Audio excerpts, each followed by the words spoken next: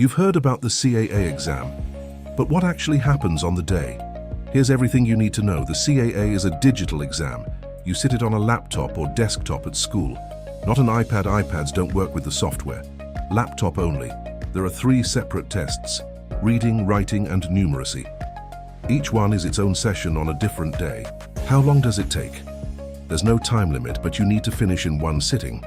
Most students take about 45 minutes to an hour.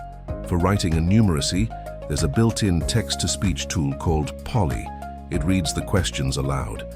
You don't need to apply for anything. Every student can use it. Reading is different. Polly is not available for the reading test. What are the questions like? Reading has real NZ texts, workplace notices, timetables, product labels. You answer questions to show you understood them. Writing gives you a real-world task, like writing a workplace email or a community notice. You write your response and NZQA marks it. Numeracy uses everyday NZ maths, shopping, budgets, GST, data, rates, real situations, not abstract algebra. Results come back as achieved or not achieved. No merit, no excellence. If you don't achieve, you'll get brief feedback from NZQA. And you can resit as many times as you need. The most important thing: attend school.